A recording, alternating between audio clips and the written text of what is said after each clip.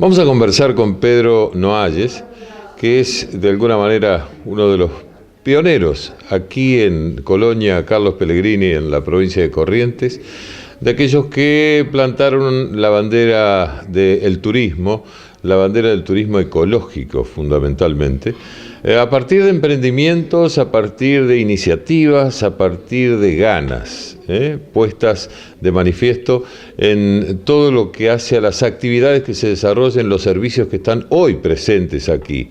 Cuando, como quien dice, no había nada, él llegó con su familia, llegó con sus ganas, llegó con su ímpetu y comenzó a trabajar en lo que hoy estamos disfrutando, Ñanderetá. Este emprendimiento que ya lleva unos cuantos años sobre la Laguna Iberá y que evidentemente es hoy, casi yo te diría, uno de los emprendimientos más importantes que hay sobre la Laguna Iberá a partir de lo que se ha ido dando en el crecimiento que ha tenido con los años el lugar, la colonia Carlos Pellegrini. Así que bueno, antes que nada, fundamentalmente gracias por la receptividad que han tenido para con nosotros, tanto vos como tu hermana Leonor.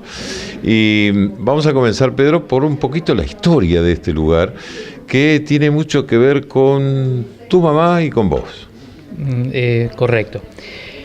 Lo que has dicho es así, tal cual.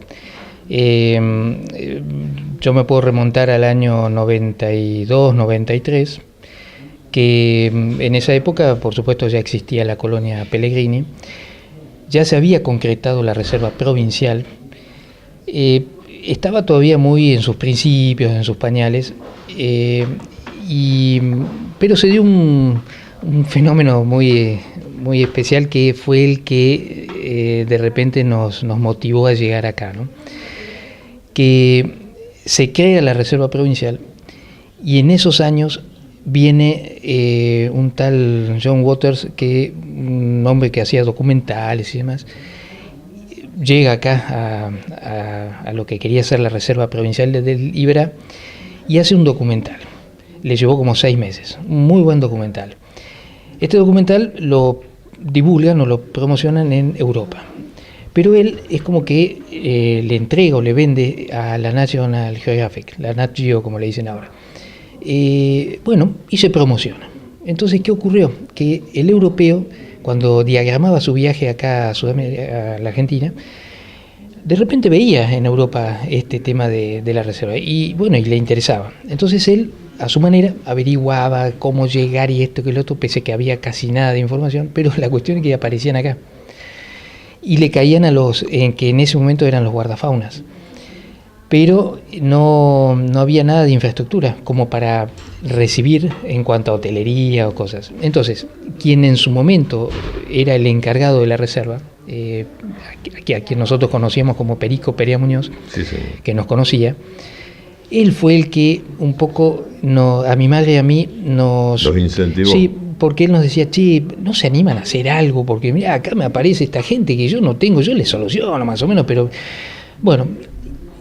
Y ahí con mi madre empezamos a decir, hagamos algo, ¿qué hacemos? Bueno, vinimos a la colonia. Para nosotros no era ajeno esto porque mis padres tuvieron hasta hace no mucho un campo acá cerca. Entonces era como que de chicos veníamos a nadar acá a la laguna. Así que vinimos a la colonia, empezamos a recorrer y terminamos comprando este predio que era en ese momento, estoy hablando del año 92, 93, era en ese momento la única manzana totalmente arbolada y que tenía una casa y títulos perfectos. Una casa chiquitita, ¿no? Desde afuera no se la veía de la vegetación que había. Bueno, compramos el terreno. Entonces ahí dijimos, bueno, ¿qué hacemos? Porque que se acomodamos un poco la casita, que yo, bueno. Y ahí es que la gente de turismo nos dice, no, che, pero hagan algo importante, porque Iberá va a ser importante. Bueno, qué sé yo, ¿qué hacemos? Un hotel, pero no teníamos idea de lo que era un hotel. Entonces empezamos a averiguar. Ahí nos enteramos de las distintas categorías: hotel, hostería, posada, etcétera. Nos simpatizó el nombre de hostería. Bueno, ¿qué requisitos para que sea hostería? Bueno, mirá, tiene que tener tanto de esto, tanto de lo otro. Bueno, como no quisimos tocar ningún árbol, el espacio en el que queríamos construir, que es donde estaba la casita primaria, no nos permitía expandirnos porque no queríamos talar nada. Entonces lo único que nos quedó es irnos para arriba. Bueno, así, jugando, terminamos haciendo esto, que lo interesante es que lo hicimos todo con material de acá, local. Usamos mucho la piedra. Nosotros tenemos acá canteras de piedra laja, y casi todo el edificio se hizo con esa piedra. Y bueno, y quedó un edificio simpático, todo con, insisto, con material local. Y recuerdo que ya 93, 94, cuando comentábamos en Mercedes a nuestros familiares de que habíamos comenzado a construir el hotel en Pellegrini, se reían y decían, pero ustedes están locos, ¿cómo van a hacer un hotel en Pellegrini? ¿Quién va a ir a ver Juncos? Fíjense lo que era en el año 93-94 el tema este. Bueno, nosotros así todo lo hicimos. Y bueno, gracias a Dios, esto evolucionó muy bien y hoy día los esteros de Libera creo que ya han logrado una posición internacional en el mundo como un producto interesante, ¿no? Se me ocurre pensar, Pedro, que los primeros escollos, primero en la distancia con Mercedes, el lugar más poblado que tiene la zona de Iberá, la ruta de tierra, días de lluvia y toda una serie de inconvenientes que se producen, y se producían en aquel momento también seguramente, y aún más todavía en aquel momento. Y el otro de los escollos era, había que preparar gente para los servicios. 2 primeros escollos. Sí, correcto. El camino no era lo que es hoy. Estos últimos 30 kilómetros eran camino de tierra, así que cuando llovía realmente era un problemón. Tuvimos problemas. En esa época, en Mercedes, nosotros no conseguíamos el material en cuanto a sanitarios, grifería, etcétera, que era un mercado muy chiquito y no tenía la variedad y calidad que hoy sí quizás puede tenerlo. Entonces teníamos que comprar en las grandes capitales, Buenos Aires, Santa Fe, pero había que traerlo. Entonces traíamos con camión para justificar, acopiábamos material y traíamos. Y de repente en Mercedes o en esa zona no llovía, pero por ahí llovía acá. Claro. Entonces venía el camión y se enterraba con acoplado y todo en la ruta. Teníamos que pedir tractores a los arroceros. Ese camionero no quería volver nunca más. Bueno. Esto es para que usted vea lo que significa hacer un emprendimiento en un lugar que no tiene pavimento hasta la puerta, sino que usted tiene que luchar para poder primero montar el lugar, el espacio, preparar la gente que va a atender a la gente que va a venir a visitarlo y después, lógicamente, poder decir, bueno, ahora, a partir de ahora podemos decir, bueno, háganos el pavimento que ya les demostramos que estamos presentes. Así es, exactamente. Hubo que empezar por ese lado, claro, para que entonces se convenzan de lo importante. Cuando debería ser al revés, ¿no? Debería ser al revés. A partir de ahí, lo que se les ocurra era un problema. Volvamos al tema del personal. Lógicamente, por las distancias, los caminos, nuestra intención era contratar toda gente local. Claro. Gente muy buena, pero por el lugar en el que viven y por cómo viven, estaban muy lejos de poder entender o conocer de cómo se servía una mesa, por ejemplo. Cosas muy sencillas, muy básicas. Sí.